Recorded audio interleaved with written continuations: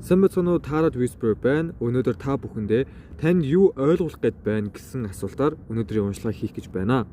Өнөөдөр та бүхэнд нэг энерги чек хийх болно. Сүүлийн үеийн төлөв байдал нь ямар шуухан байгааг нь харнаа. Хоёрт дараагийн хийх ёстой зүйл нь юу вэ? Энэ гацаанаас гарахын тулд юу хийх хэрэгтэй вэ гэсэн асуултуудаар уншлага хийнэ.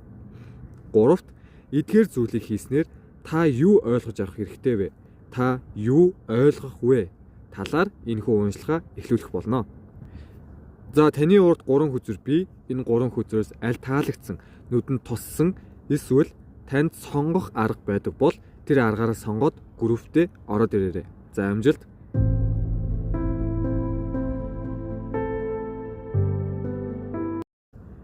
За самбацоно нэгдүгээр групптэй тавтаа морил та Temperance гэдэг хүзрээр сонгож орж ирсэн байна. Би энийг харахад надад нэг л тайванч гэх юм уу, бусад зүйлс нэг хамаагүй гэж боддог төрлийн хүмүүс байх магадaltaй юм шиг санагдаж байна. Ингээд харахад өвлийн цагаар мөсөн гулгуур дээр тайван өөрийнхөө дуртай зүйлээ хийж байгаа муур харагдаж байна л та. Эсвэл амархан тайвширдаг төрлийн хүмүүс байх магадaltaй. За үндсэн хөтөлбөрөөгөө орж харах юм бол та бүхний сэтгэл болон тарих хоёр одоогийн байдлаар нэлээд зөрчилдөд байгаа бололтой.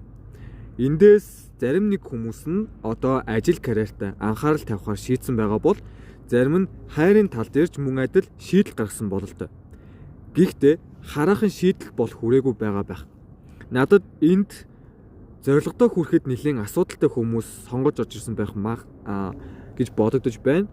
Нэг л хүч тамиргүй, өөрийгөө хомсон, итгэлгүй төрлийн хүмүүс байх магадaltaй. Нэг шийдсэн болсон зүйлээ хий гэтэл өөрт нь зориг дутаад байгаа бололтой. Магадгүй энэ дунд харшилтай ч юм уу сандрахаараа биеийн захтнаад байдаг байж магадгүй. Эндээс надад зориггүй хүмүүс л харагдаад байна л да. За зарим талаараа хил амаа ойлголцохгүй, багаараа ерөөсөө ойлголцохгүй төрлийн хүмүүс байж магадгүй. Эсвэл нэг таарж өгөхгүй, уусаж өгөхгүй байгаа байх. Шинээр ажилт ч юм уу, шинэ хүрээлэлтэй болж байхад уур амьсгал нь нэг л өөр байгаа байх. Тэгээд хэлсэн тарих зүрх хоёр нь зөрөөд байна гэж. Энээс харахад та нарын зарим хүмүүс нь хайрын тал дээр асуудалтай байх магадaltaй байна. Нэгнийх нь сэтгэл нь хөрсөн, нэг л өмнөх шигээ байхаа болсон. Тийм.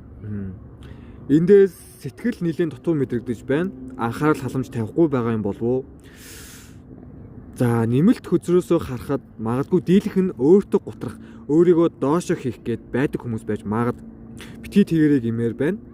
Нэмэлт дээрээ болохоор аль болох өөрийгөө хайрлаад, анхаарад, халамжлаад өгөөрэй. Битгий өөрийгөө үгүй хийгэрэй хэмээн зөвлөгөө өгч байна. Хэрв энэ дунд миний сая дурдсан зүйлс байхгүй бол санаа зовлтгүй энэ хөзрөнд танд зориулсан зүйл байгаа учраас л та сонгосон гэдгийг ойлгоорой.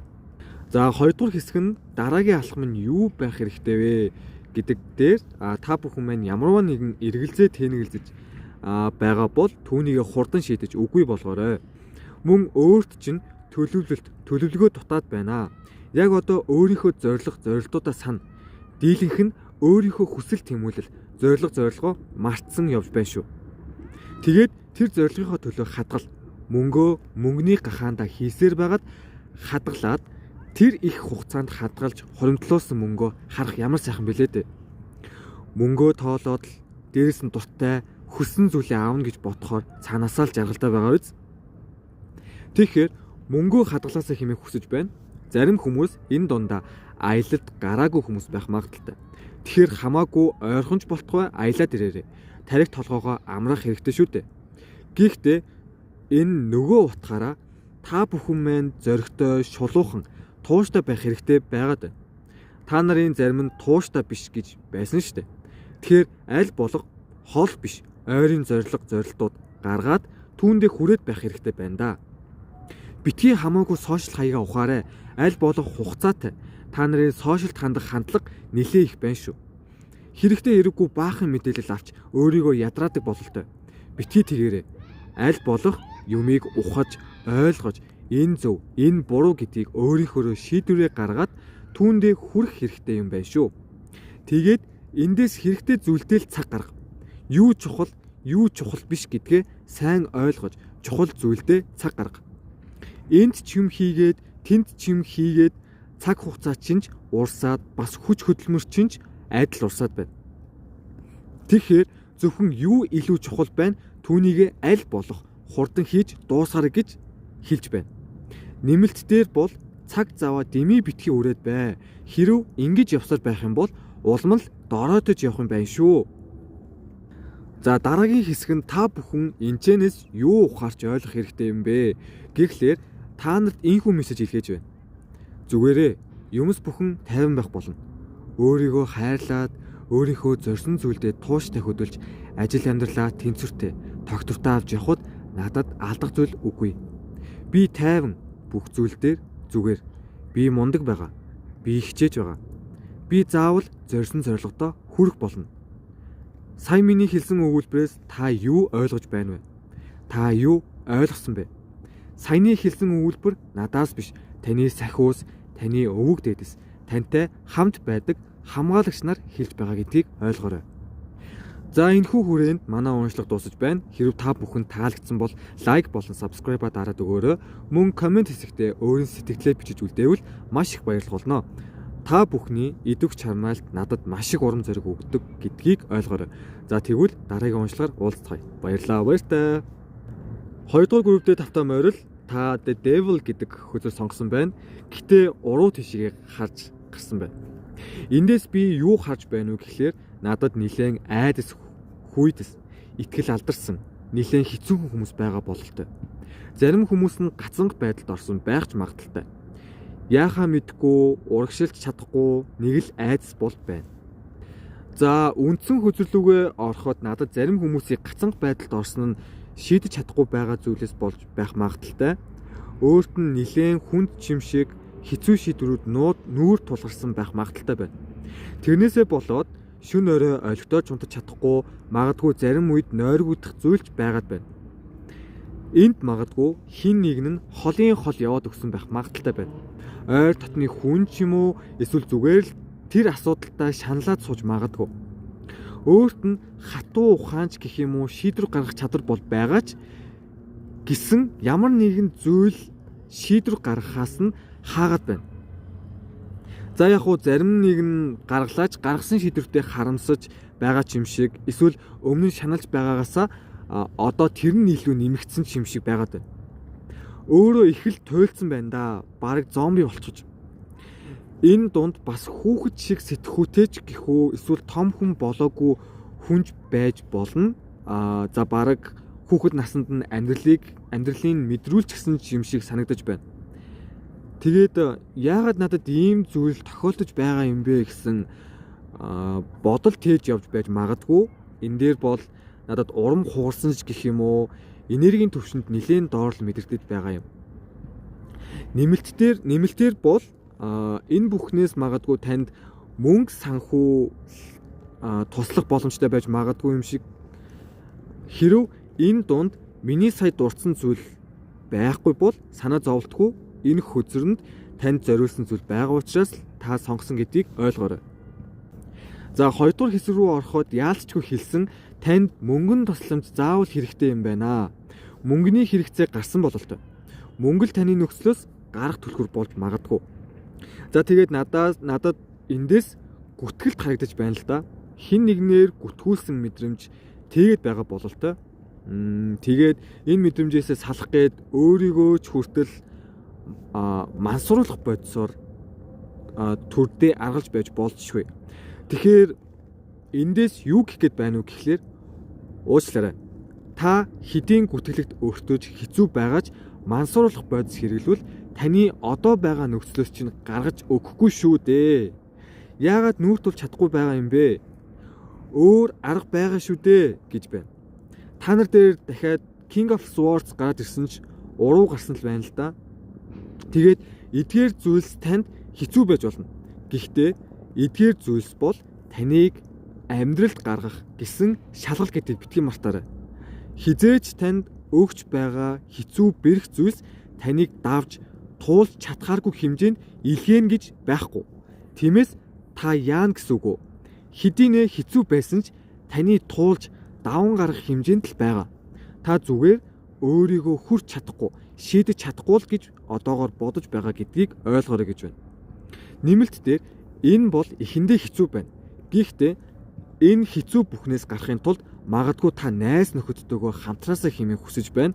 Та ганцаараа бол маш их ганцаардаж хэцүүдэх болно.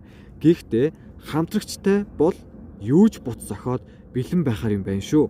Амжилт. За дараагийн хэсэг нь та бүхэн энэчнээс юу ухаарч ойлгох хэрэгтэй юм бэ? Гэхдээ та нарт ийхүү мессеж илгээж байна. Хэцүүгээд хаях нь хаашаа юм, хийхгүй байх ч хаашаа юм. Энэ зүйл үргэлж тань цаад болно. Идэвхтэй бай, хүчтэй бай, гал цогтой бай. Тэгсэн цагт таны ажил үйлс аяандаа бүтнэ. Өөрийн гэсэн алсын хараатай цагт юу хийх нь аяандаа гараад ирнэ. Гол нь зөв цагаа л хүлээсүгэ. Сая миний хэлсэн өгүүлбэрээс та юу ойлгож байна вэ? Та юу ойлгосон бэ? Саяны хэлсэн өгүүлбэр надаас биш, таны сахиус, таны өвөг дээдэс, тантай хамт байдаг хамгаалагч нар хэлж байгаа гэдгийг ойлгоорой. За энэхүү хүрээнд манай уншлага дуусаж байна. Хэрв та бүхэн таалагдсан бол лайк болон subscribe дараад өгөөрэй. Мөн комент хэсэгт өөрийн сэтгэлдээ бичиж үлдээвэл маш их баярлах болно. Та бүхний идэв чармаалт надад маш их урам зориг өгдөг гэдгийг ойлгоорой. За тэгвэл дараагийн уншлагаар уулзцгаая.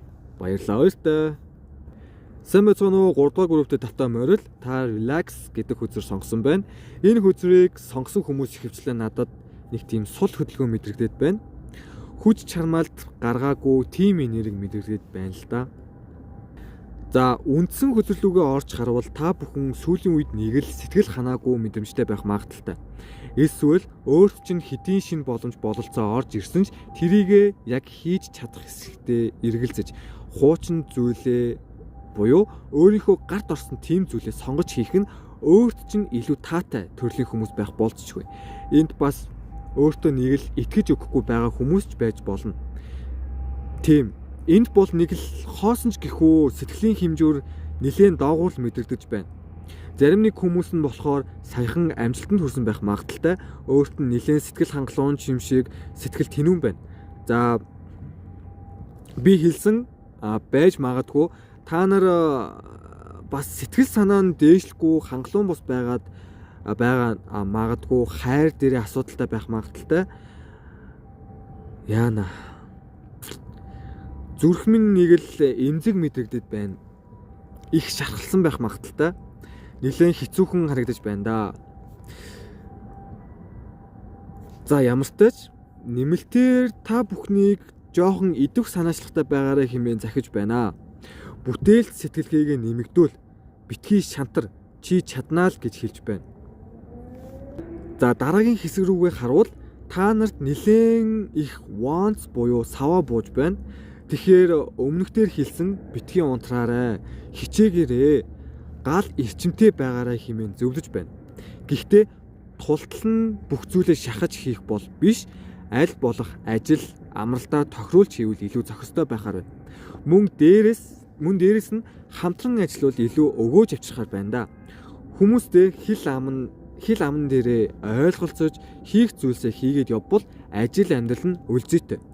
Хийж байгаа бүхэн заавал бүтэх албагүй. Харин хийх тусам улам л сайжирна гэд хийж байгаарай. Гэхдээ юу чухал биш гэдгээ заавал тодорхойлж хаашаа явах, хаа хүртэл хийх гэдгээ маш сайн задалж юмаа хийж байгаарай гэж байна. Мөн та нарт сурах зүйл одоо хүртэл биш шүү. Юу ч битгий гол, юу ч битгий хэтрүүл. Зарим үедээ та ажиллаа хашраана, харин зарим үедээ та юу ч хийж чадахгүй байна гэсэн мессеж өгч байна. За дараагийн хэсэг нь та бүхэн энэчнээс юу ухаарч ойлгох хэрэгтэй юм бэ гэхлээр та нарт ийхүү мессеж илгээж байна. Чи дахин төрөх хэрэгтэй. Чи дахин амьдрах хэрэгтэй. Чамд өөрт чинь хүч чадал бий. Түүнийгээ ашигла. Хийж байгаа зүйлсийнхээ үр шимийг хүрт. Тэгсэн цагт амжилт өөр дээр чинь ирнэ. Сая миний хэлсэн өгүүлбэрээс та юу ойлгож байна вэ? Та юу ойлгосон бэ? Саяны хэлсэн өгүүлбэр надаас биш, таны сахиус, таны өвөг дээдэс, тантай хамт байдаг хамгаалагч нар хэлж байгаа гэдгийг ойлгоорой. За энэхүү хүрээнд манай уншлага дуусч байна. Хэрв та бүхэн таалагдсан бол лайк болон subscribe дараад өгөөрэй. Мөн комент хэсэгт өөрийн сэтгэлдээ бичиж үлдээвэл маш их баярлах болно.